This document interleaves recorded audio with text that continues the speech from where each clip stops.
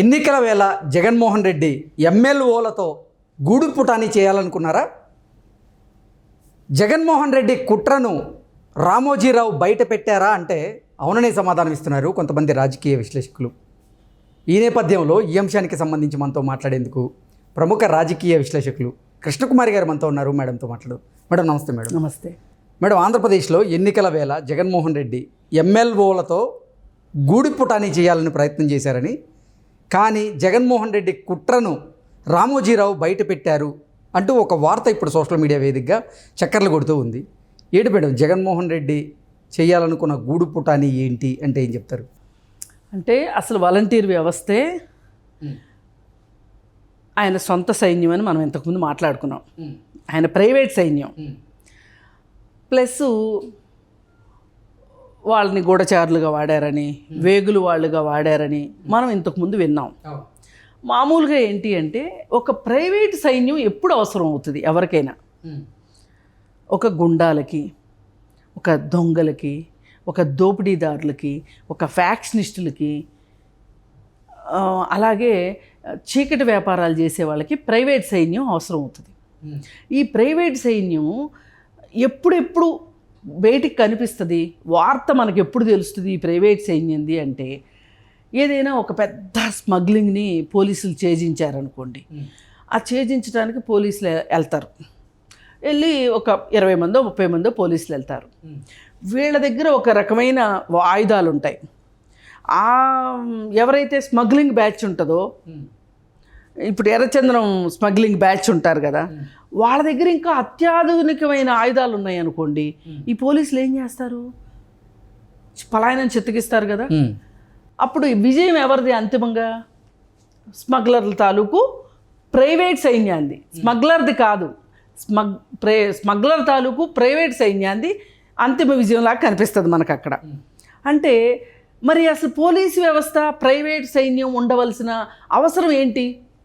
Police వ్యవస్థ అంటే police వ్యవస్థలో పోలీసులు ప్రజా పోలీసులు, వాళ్ళు ప్రజల కోసం, శాంతి భద్రతల కోసం పనిచేయాల్సిన పోలీసులు ఒకవైపు, స్మగ్లర్ల వెనకమాల స్మగ్లర్ల జీతాలు, స్మగ్లర్లు ఇచ్చే జీతాలతోటి పనిచేసే ప్రైవేట్ సైన్యం ఒక పక్క. ఇదే ఫ్యాక్షనిస్టులకు కూడా ప్రైవేట్ సైన్యం ఉంటుంది.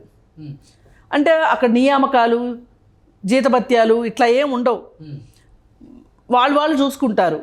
కానీ ఈ నయా ప్రైవేటు సైన్యం ఇప్పుడు ఆంధ్రప్రదేశ్ ప్రభుత్వంలో ఎమ్మెల్యేల పేరుతోటి పుట్టుకొచ్చింది.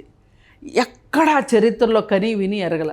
అసలు జగన్మోహన్ రెడ్డి ఏది చేసినా చరిత్రలో మొదటిసారి చేయటమే.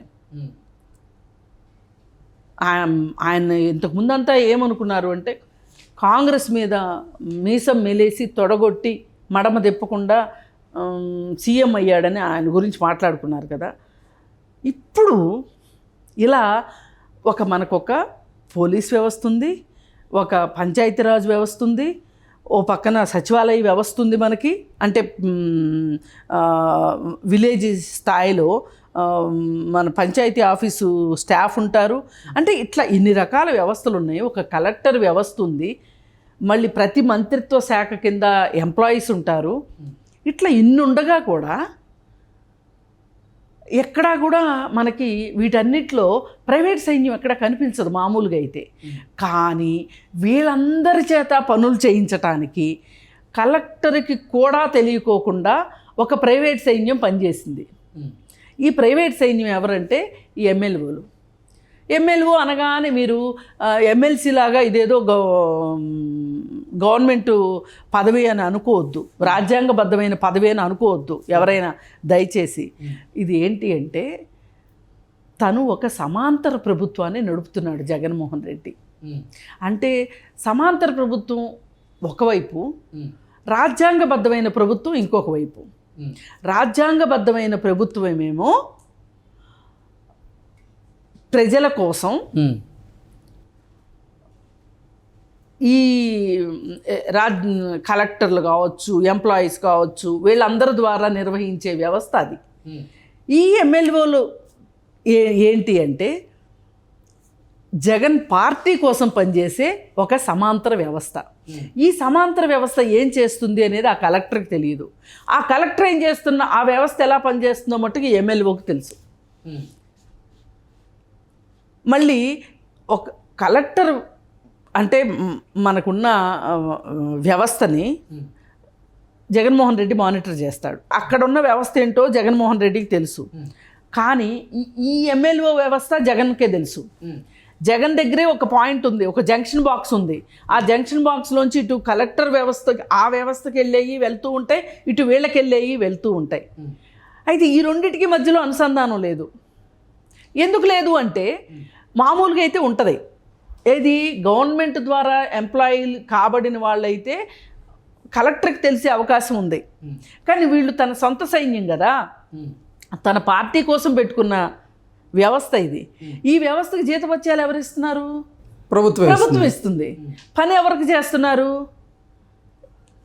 వైసీపీ పార్టీకి చేస్తున్నారు. ఇప్పుడు అసలు ఈ డబ్బులు ఎట్లా ఎందుకు కేటాయించారు అని అడగగలిగే వాళ్ళు లేరు. అడిగే ఎల్వి సుబ్రహ్మణ్యం లాంటి వాళ్ళకి తిలోదకాలు ఇస్తాం మనం. అసలు ఈ ఎమ్మెల్యేల పని ఏంటి మేడం? ఎమ్మెల్యేల పని అసలు ఎమ్మెల్యే అనేది ఒకటండి. ఒక పోలీస్ ఏం చేస్తున్నాడు అంటే నేను చెప్తా. పోలీసుని ఎవరు నియమిస్తారు, అసలు ఏంటి పోలీసు విధి విధానాలు ఏంటంటే నేను నియమిస్తా. ఒక గూండా దగ్గర, ఒక స్మగ్లర్ దగ్గర ఉన్న ప్రైవేట్ సైన్యం గురించి నన్ను అడిగితే నేనేం చెప్తాను చెప్పండి? ఏదో మీకు ఇంటర్వ్యూ ఇవ్వడానికి వచ్చాను కదా అని చెప్పి మీరు ఇట్లా అడిగితే నేనేం చెప్తా చెప్పండి? ఎమ్మెల్యేని ఎవరు పెట్టారండి? జగన్మోహన్ రెడ్డిని అడగండి. మరి ఈ ప్రజలు అడగాలి. రేపు అంటే ప్రజాధనాన్ని 260 కోట్ల రూపాయలని వీళ్ళకి జీతభత్యాల రూపంలో అందించినప్పుడు దాన్ని మనం ప్రశ్నించే హక్కు మనకు ఉంది. ఖచ్చితంగా ప్రశ్న. నేను అదే చెప్తున్నాను. ఈ తద్వారా ఇవాళ ఈనాడులో వచ్చింది ఆ వార్త అంటే మీరు నేను చెప్పేదానికంటే కూడా ఎక్కువగా ప్రజల్లోకి వెళ్ళింది. ప్రజలు అర్థం చేసుకోవాలి ఇవాళ మనం ఎంత పిచ్చోళం. అంటే అందుకే మేడం అసలు ప్రజలకి ఈ ఎమ్మెల్యేలు ఏం చేస్తారు, అసలు ఎమ్మెల్యేలు ప్రభుత్వంలో భాగమా కాదా అనేది తెలియాలనే ఉద్దేశంతోనే ఎమ్మెల్యేలకి ప్రభుత్వానికి సంబంధం లేదు, వాలంటీర్లకి ప్రభుత్వానికి సంబంధం లేదు. వాలంటీర్లు చేసిందంతా ఇప్పటిదాకా ప్రజలు ఏదైతే హక్కుగా ఉండాల్సిన దాన్ని సౌకర్యంగా మార్చి మీరు వాళ్ళని ముద్దు చేసి రేపొద్దున ఈ 5 ఏళ్ల పాటు వీళ్ళు ఏమీ మాట్లాడుకోకుండా రేపు ఓట్లేసే యంత్రాలుగా మార్చడం కోసం పెట్టిన వ్యవస్థ వాలంటీర్ వ్యవస్థ. ఈ వాలంటీర్లని కాపలా గాయటానికి, మల్లయ్యటానికి, ఇంకా గట్టిగా మాట్లాడాలంటే ఈ గొర్రెల మందని కాపలా గాయడానికి ఒక్కొక్క మండలానికో లేకపోతే కొంతమందికో కలిపి ఒక ఎమ్మెల్యే ఉంటాడు. ఈయన ఖచ్చితంగా పల్లెటూర్లలో ఈ గేదెల్ని పొలాలు తీసుకెళ్ళి కాస్తూ ఉంటారు. మీకు తెలుసు అనుకుంటా, నాకైతే తెలుసు. ఓ మనిషికి 5 గేదెలు పశువులు కాపరి ఇచ్చేస్తాం వాళ్ళకి. అతని పని ఏంటంటే మన ఇంటికి వచ్చి మన గేదెలను తీసుకొని వెళ్ళి పొలం తీసుకెళ్ళి కాసుకుని మళ్ళేసుకుని తీసుకొచ్చి మళ్ళీ మన ఇంటి దగ్గర వదిలిపెట్టే వ్యవహారం అన్నమాట ఇది. అలాంటి వ్యవహారం తప్పితే వేరేగా కనిపించట్లా. ఈ ఎమ్మెల్యేలకి ఏమన్నా అర్హతలు ఏంటి అంటే వాళ్ళు ఏమన్నా జాబ్ కోసం అప్లై చేసుకుంటే పోనీ అనుకోవచ్చు మనం. అప్పుడు వాళ్ళ అర్హతలు ఏంటి, వాళ్ళు ఏం చదువుకున్నారు, వాళ్ళకి పూర్వానుభవం ఎంత ఉంది ఏంటి అవన్నీ మాట్లాడవచ్చు. ఈ ఎమ్మెల్యేలంతా వైసీపీ పార్టీలో కరుడుగట్టిన ఉగ్రవాదులు. మరి జగన్మోహన్ రెడ్డి ఏంటి ఎమ్మెల్యేలు అంటే మండల స్థాయి అధికారిగా ఆయన అభివర్ణిస్తూ ఉంటారేంటి? అవును, ఆయన అలాగే చెప్పాలి. వాళ్ళకి అలాంటి వేరతాడు వేస్తే కానీ వాళ్ళు పనిచేయరు. మరి ఒక కార్యకర్తను తీసుకొచ్చి ఇప్పుడు విజయసాయి రెడ్డి వాలంటీర్ వ్యవస్థ వచ్చినప్పుడు ఎగ్జామ్ రాసిన తర్వాత అంతా మనోళ్ళే 90% మనోళ్ళే అన్నాడా లేదా? మరి వీళ్ళు మొత్తం వాళ్ళే. వీళ్ళు ఖచ్చితంగా వైసీపీ పార్టీ కార్యకర్తలండి ఎమ్మెల్యేలు. ఈ వాలంటీర్లు అందరూ సరిగా పనిచేస్తున్నారా లేదా, వీళ్ళందరూ ఏం చేస్తారు? ఈ ఎమ్మెల్యేలని ఉపయోగించి ఎన్నికల్లో గూడుపుటాని చేయాలని జగన్మోహన్ రెడ్డి ప్రయత్నం చేశారు. ఇప్పుడు కొన్ని వార్తలు వచ్చినాయి మనకి. ఏంటి, ఇప్పుడు మనం వైసీపీ పార్టీని గెలిపించుకోవాలి, మీరు ప్రతి ఇంటికి వెళ్ళి మీరు ఎలాగూ వెళ్తారు కాబట్టి వెళ్ళినప్పుడు వాళ్ళని వైసీపీ పార్టీకి ఓటేయమని చెప్పండి. ఇప్పుడు ఇలా చెప్తేనే మీకు ఉద్యోగం ఉంటుంది, మీ బాధ్యత అది, మీరు ఇలాగ చెయ్యాల్సిందే అని చెప్పి వాళ్ళకి చెప్పటము. అలాగే మీరందరూ ఇప్పుడు రిజైన్ చెయ్యండి అని ఒక సందేశం వచ్చింది ఎమ్మెల్యేల దగ్గర నుంచి.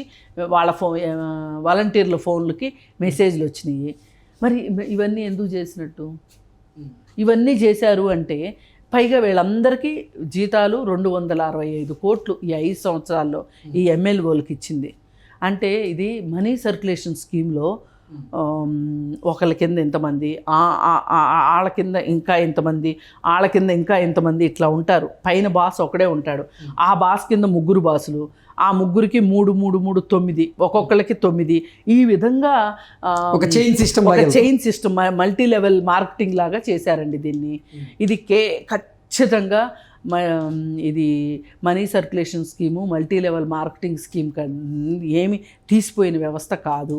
అసలు ఇది ఎంత అధికార దుర్వినియోగం అంటే ఇప్పుడు ఆ రోజున ఇప్పుడు ఢిల్లీ సీఎంని జైల్లో పెట్టారు. దేనికోసం? 100 కోట్లు ముడుపులు తీసుకున్నాడు. ఇదే కదా లిక్కర్ పాలసీని, వాళ్ళు చెప్పిన పాలసీని ఓకే చేసినందుకు గాను 100 కోట్లు ఇచ్చామని చెప్తున్నారు. ఇప్పుడు ఇక్కడ 265 కోట్లు వాళ్ళకి జీతాలు ఇచ్చినట్లుగా ఇక్కడ ఉంది. అసలు ఈ ఎమ్మెల్యేలని ఎవరు నియమించారు, ఎందుకు నియమించారు? ఇంకా వాలంటీర్లన్నా మనందరికి అర్థమవుతున్నారు, వాలంటీర్లు ఉన్నారు అని మనందరికీ తెలుస్తుంది.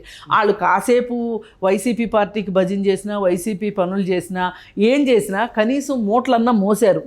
అసలు ఎమ్మెల్యేలు ఏం చేశారు అనేది తీసుకుంటే వీళ్ళు పచ్చిగా పార్టీ కోసమే పనిచేశారు. వాళ్ళు కరుడుగట్టిన తీవ్రవాదుల్లాగా తయారయ్యి ఉగ్రవాద శిక్షణా శిబిరాల్లాగా ఆ రోజు పాపం 30 years ఇండస్ట్రీ పృథ్వీ అంటే అందరూ నవ్వుకున్నారు.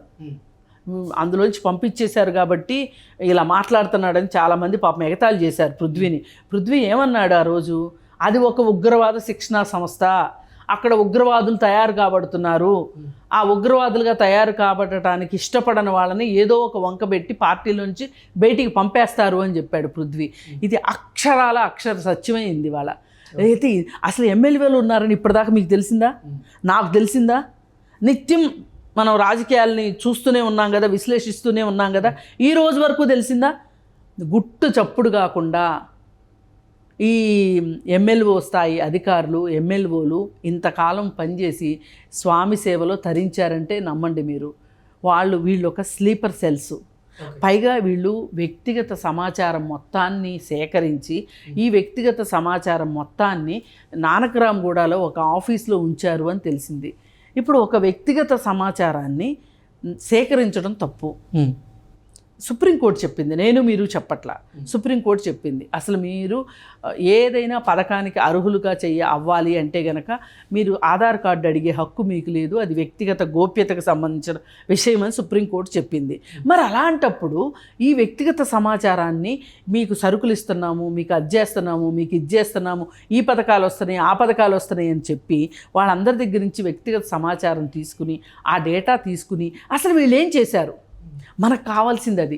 ఇప్పుడు తెలంగాణలో ఫోన్ ట్యాపింగ్ ఎట్లాంటిదో, రహస్యాలు తెలుసుకోవడం ఎట్లాంటిదో, ఇప్పుడు ఈ స్లీపర్ సెల్స్ కూడా అంతే. ఈ స్లీపర్ సెల్స్ వీళ్ళు వేగులు అని మనం ఇంతకుముందు ఎవరిని అనుకునే వాళ్ళము? వాలంటీర్లు వేగులు వాళ్ళు అనుకున్నాం. కానీ ఈ వేగులకి లీడర్లు వీళ్ళు ఎమ్మెల్యే అంటే. ఓకే, మీరు ఇక దాన్ని బట్టి వాళ్ళ స్థాయి ఏంటో మీరు అంచనా వేసుకోండి. అసలు ఒక సమాంతర వ్యవస్థని సృష్టించినందుకు జగన్మోహన్ రెడ్డికి హ్యాట్స్ ఆఫ్ చెప్పక తప్పదు. ఇది ప్రజలు అర్థం చేసుకోవాలి. ఇప్పుడు ట్యాక్స్ పేయర్స్ అని గగ్గోలు పెడతా ఉంటారు. ఏదైనా ఒక సంక్షేమ కార్యక్రమం చేయగానే మా ట్యాక్స్ డబ్బులు ఎలా వాడతారు అంటారు. బాబు, మీ ట్యాక్స్ డబ్బులు ఇట్లా కూడా అవుతున్నాయి, వృధా అవుతున్నాయి. కనీసం పేదోడికి పట్టెడు అన్నం పెట్టినందుకు కనీసం మీకు పుణ్యమన్నా వస్తుంది మీ ట్యాక్స్ డబ్బులకి. కానీ ఇలా ఒళ్ళు బలిసిన వాళ్ళకి, గూండాలకి జీతాలు ఇస్తే ఉపయోగం ఏంటి? మీకు కనీసం పుణ్యమైనా రాదు ఈ విషయాలకి. ఇప్పుడు నిద్ర లేవాలి. అసలు ఏంటి అవసరం? ఈ స్లీపర్ సెల్స్ అవసరం ఏంటి అంటే తన పార్టీని ఒక 100 ఏళ్ల పాటు ఆంధ్రప్రదేశ్లో పార్టీ పెడదామని అనుకుంటున్నాడా? అంటే అంత వేళ్ళూనుకు పోవాలనుకుంటున్నాడా? అంటే ఈ రాష్ట్రానికి ఈ 5 ఏళ్ళు చేసిన దురాగతం సరిపోలేదు. ఒక రాజధాని లేకుండా చెప్పుకుంటా పోతే పోలవరం సంగతి ఎప్పుడవుతుందో తెలియదు అన్నట్లు ఎన్నో రకాలు చూసాం కదా. మనకి ఏ పని జరగలేదు కదా, మనకు అర్థమైంది కదా. మరి ఉన్న సంస్థలన్నీ వెళ్ళిపోయినాయి, ఉద్యోగ కల్పన లేదు, ఎక్కడికక్కడ వలస వెళ్ళిపోతున్నారు. రాష్ట్రం ఇంత అధోగతి పాలైతే అసలు ఇన్ని వ్యవస్థలు ఉండి ఏం చేసినాయి? ఇప్పుడు పనాళ్ళు ఉన్నారండి, ఒక అంతఃపురంలో పనాళ్ళు ఉన్నారు. ఎందుకు పెడతారు పనుల్ని? ఆ శుభ్రంగా తుడుచుకోవటానికి, శుభ్రం చేయడానికి, మంచి చెడుకి వాటికి వాళ్ళని పెట్టుకుంటారు. మరి పనోళ్ళు చేయనప్పుడు అంతఃపురంలాగా ఉన్నప్పుడు వాళ్ళని పెట్టేందుకు? అసలు వీళ్ళు ఏం చేశారు? వైసీపీ పార్టీకి కార్యకర్తలు వీళ్ళు, కార్యకర్తల పైన చోటామోటా లీడర్లు, ఆ చోటామోటా లీడర్లు మొత్తానికి అధినేత జగన్మోహన్ రెడ్డి. ఈ వీళ్ళు ఏ సమాచారం అయినా కానీ జగన్మోహన్ రెడ్డికి ఇస్తున్నారు. అసలు ఇంత సమాంతర వ్యవస్థను పెట్టాల్సిన అవసరం ఏమొచ్చింది జగన్మోహన్ రెడ్డికి? దీని గురించి ప్రజలు ఆలోచించాల్సిన అవసరం ఉంది. మీకు పారదర్శకంగా ఉన్న పరిపాలన కావాలా, ఇలా దొంగచాటు గూఢచారి వ్యవస్థ కావాలా అనేది ప్రజలు నిర్ణయించుకోవాలి. Okay madam, thank you so much. Thank you.